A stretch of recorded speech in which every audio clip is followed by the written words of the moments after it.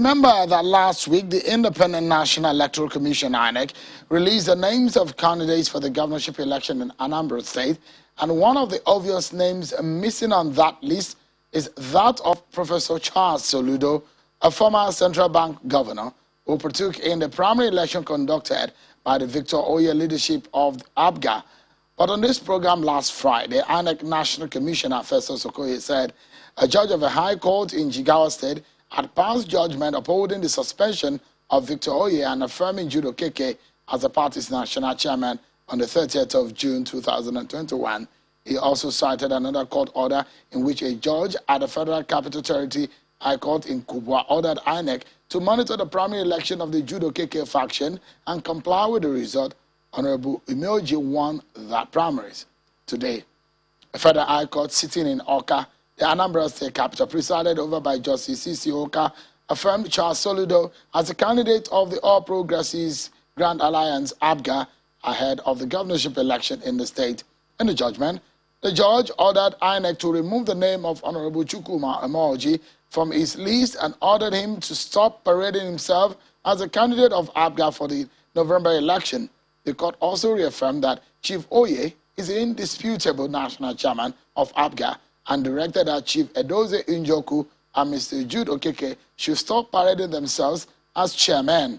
The judge said the other parties in the suit comprising Jude Okeke, Edoze Njoku, and Chukwuma Amaoji were, quote, meddlesome interlopers.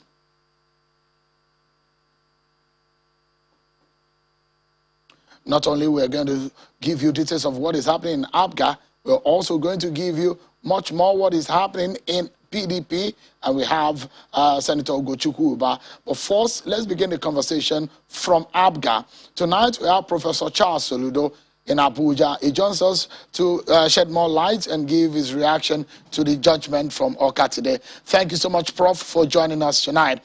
And let me start by asking you, it was some scare for you, isn't it, Prof, that your name was omitted. How did that come to you? And today's judgment, what kind of feeling do you have about it? Thank you very much, Shehu. Thank you for having me. Thank you, those of you in channels. Continue to be the leading light. Let me first wish Nigerians a happy Salah holiday commencing tomorrow, and to our Muslim brothers a happy Salah holiday celebrations. Let me start by saying, well, this is the season, and the state is Anambra. Every 4 years we go through this macabre dance, as it were. Courts of all sorts in the 36 states of the country, spewing out orders from everywhere, which is part of the conundrum of our system, that any court from anywhere could just give an order for what is going on. So when it came last week, a little bit surprising, not terribly so. I've been through this road before. When I ran in 2010, we had about 13 court cases in 3 months.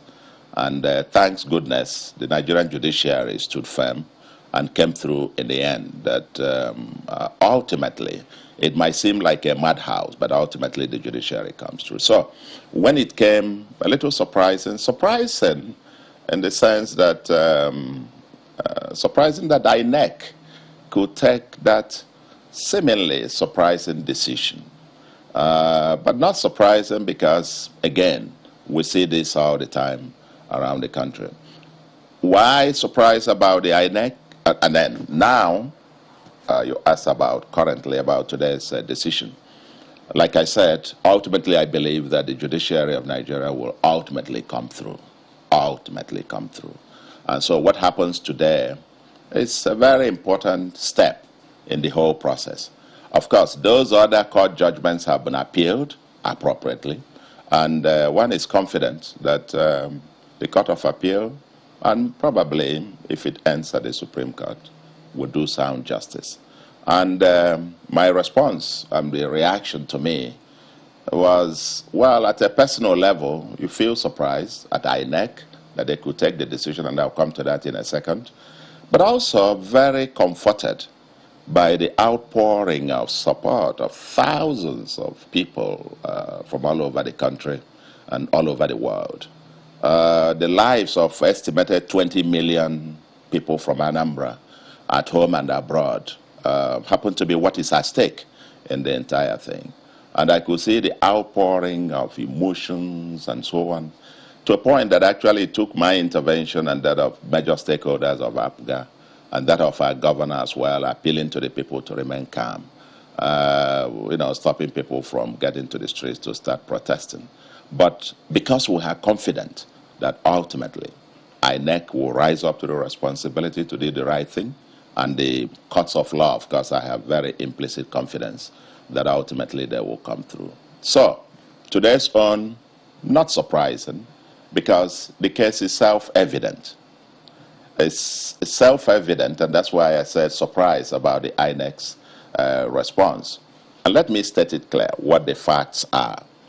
The facts are that both myself and 8 others, 9 of us, there's no dispute as to who the national chairman of APGA is, was, is, and will remain until May 2023, and that's Ike Victoria.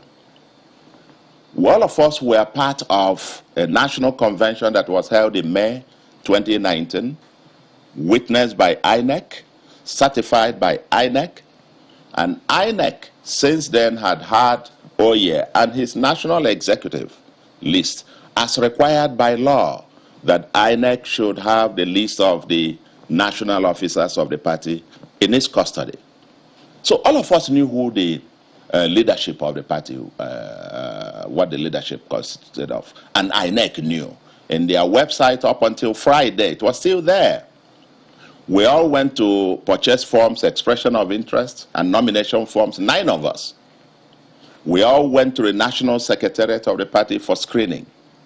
And after screening, the screening committee, in its wisdom, felt that some aspirants were unfit to contest for the primaries, let alone holding the office of governor. And now one of them came out. He didn't like the fact that he was disqualified. I was disqualified some time ago.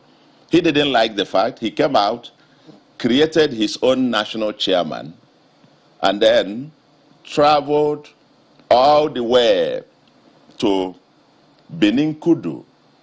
Benin Kudu is probably almost 1,000 kilometers from Oka, where the primaries were supposed to have held. And then a judge, High Court judge, State High Court there in Benin Kudu, oh wow, said now the Judo Keke, the chairman created by this one, is now acting national chairman. 2, ordered INEC to accept nomination by this newly created national chairman. I said, this is wonderful. Of course, when you hear that, you think, would this be possible? By the way, why that judgment of 30th June is there, there was an earlier court judgment by an Anambra High Court on October 19, 2020, affirming the national convention at which Oye emerged as the national chairman. And that national convention was monitored and certified by INEC. Till date, INEC has not monitored any other national convention of APGA to produce the national officers. And an appeal court judgment has said that only the national convention of a party can remove its chairman. We're aware of all this, and I'm sure INEC is aware. The party constitution is there. So all of a sudden, you have this phantom thing, a court somewhere creates a national chairman and says you have to put in the name of the candidate who had gone for screening under the platform of the party and found to be unfit, and now foist him on the party. And INEC decides to bear. But there are, besides the High Court of Oka of 19th October 2020, that says it's Oye, till today, no court judgment, no national convention, neither has voided Oye's or that court decision and the convention. So it still remains a subsisting court order, valid, at least as explained to me by the learned counsels.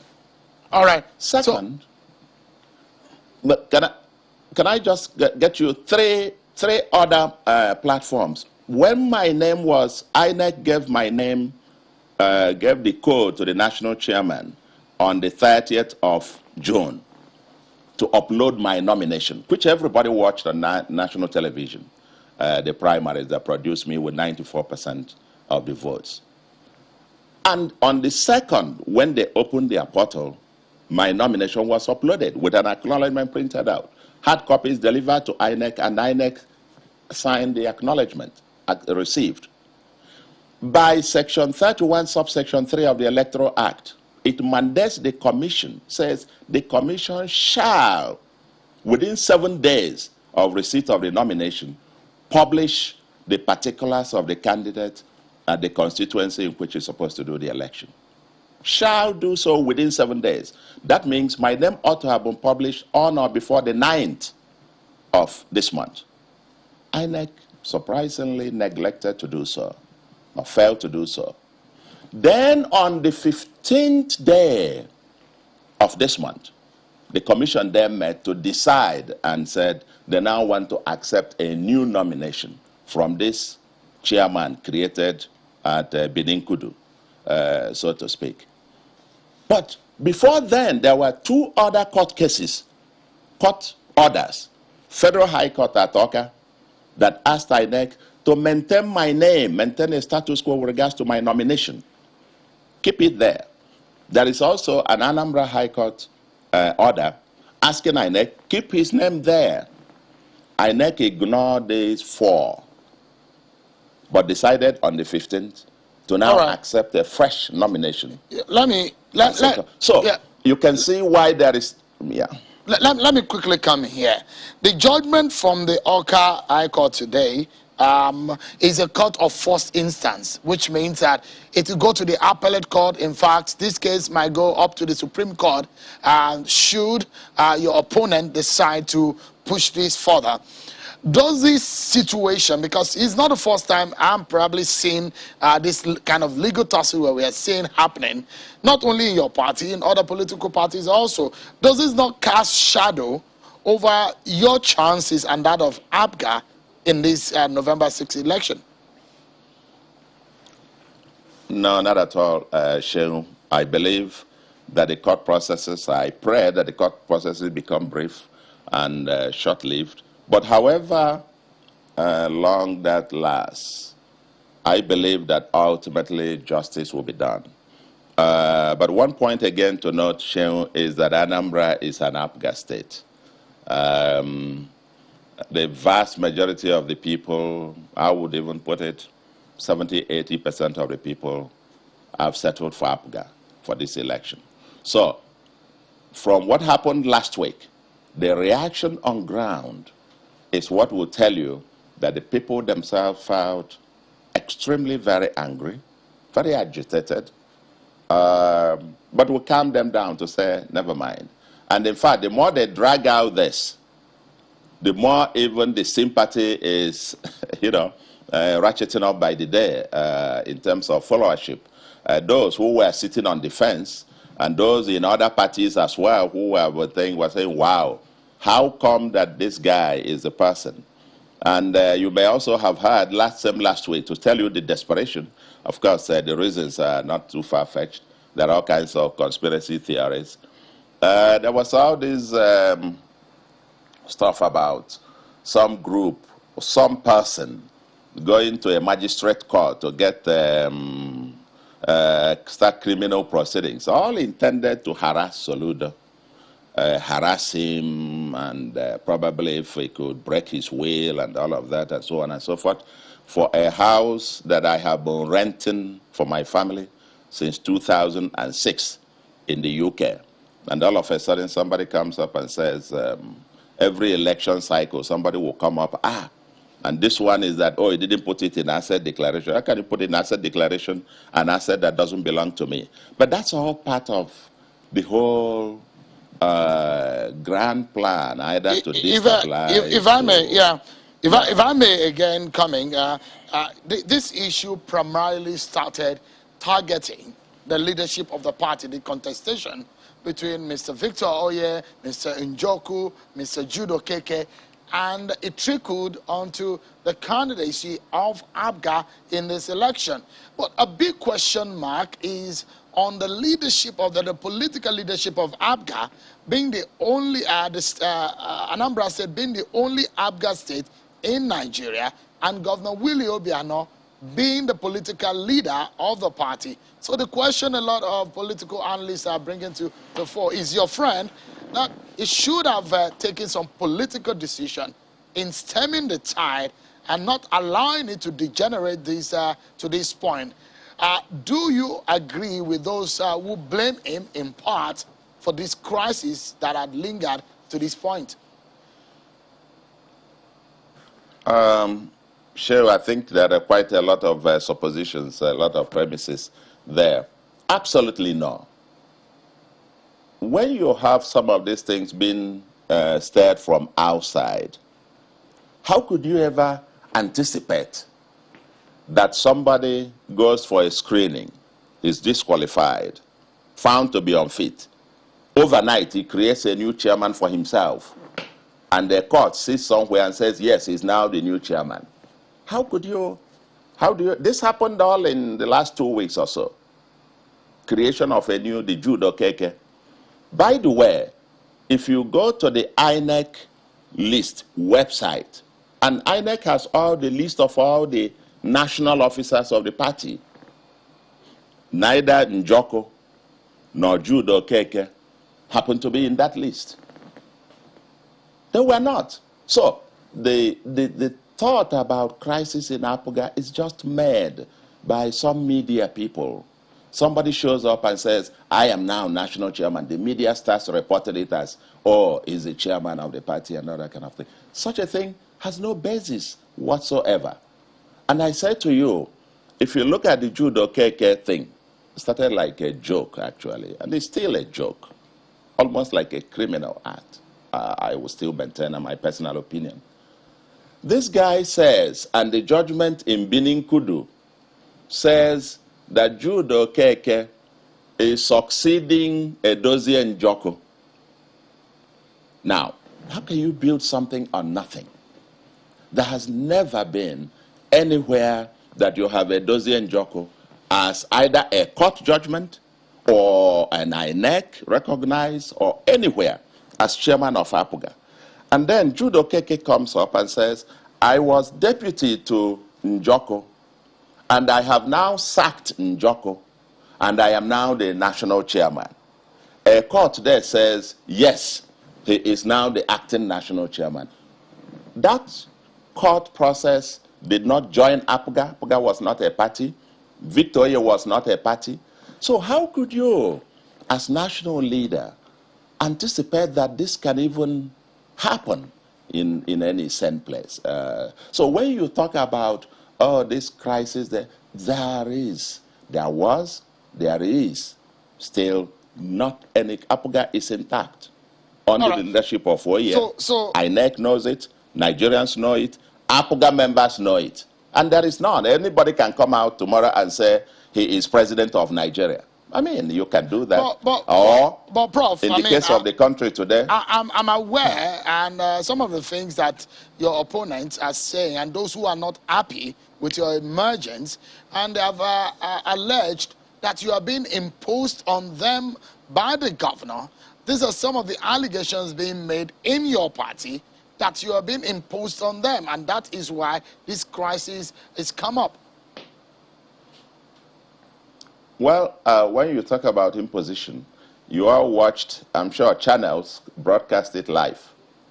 You broadcast the primaries live, and where people fired up. No other political party has conducted the kind of transparent, free, fair primaries conducted by APGA. None.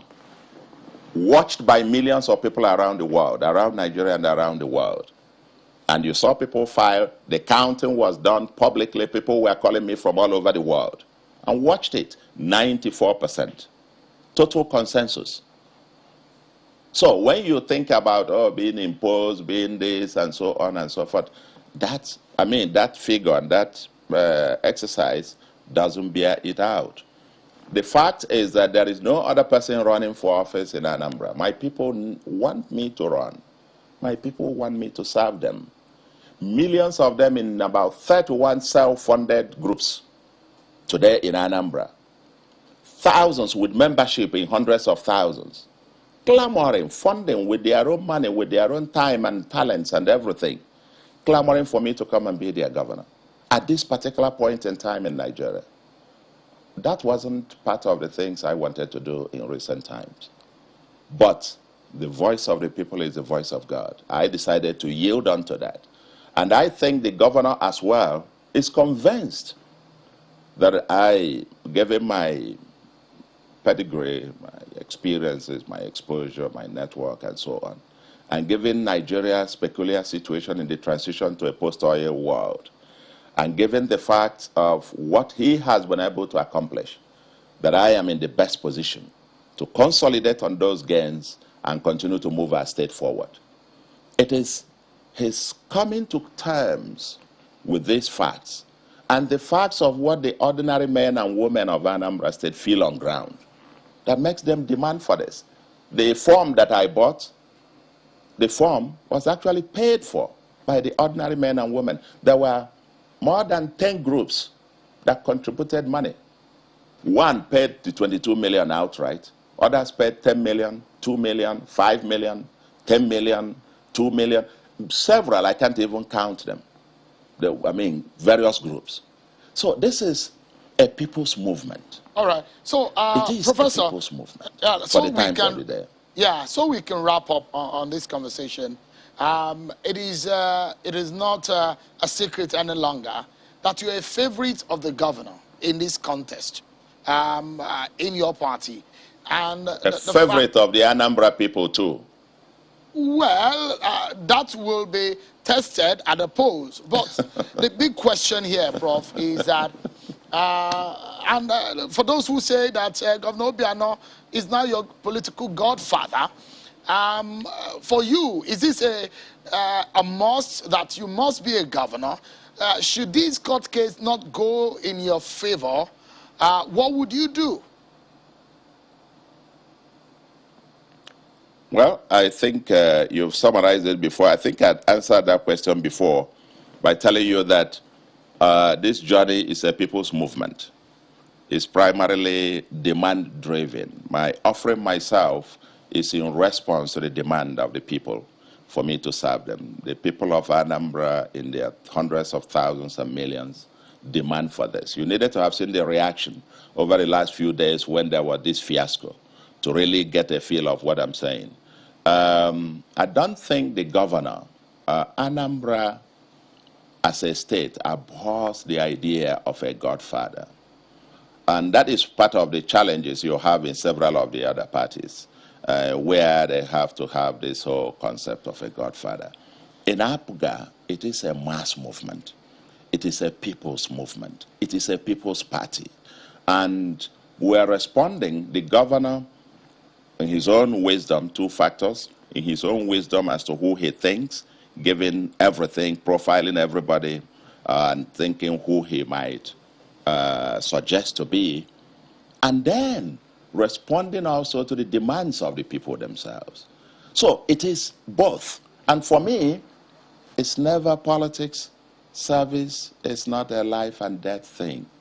I am offering myself to serve in gratitude to God for his bountiful blessings upon my life. Listen, Shehu, God has blessed me immensely. I accomplished all that there is to accomplish professionally in my life in my 30s. And so now it's time to give back. I've served the world, I've served the nation, and a grateful nation honored me with the third highest honor. And now going back for community service to serve my own people at the state, at their own behest and their own demand. And that is what it is. If this is in the hand of God, Shehu, and God ultimately will decide that. And I believe that the courts of Nigeria, I have faith in the courts, they're going to do the needful, they're going to do the right thing. And ultimately, whatever God decides, I say, I submit to the supreme will of the Almighty God. Professor Charles Soludo, former CBN governor and a governorship hopeful ahead of the November 6th governorship election in Anambra State. Thank you so much indeed for your time, and I wish you the very best in the coming days. You will need it a lot. Thank you. Thank you very much.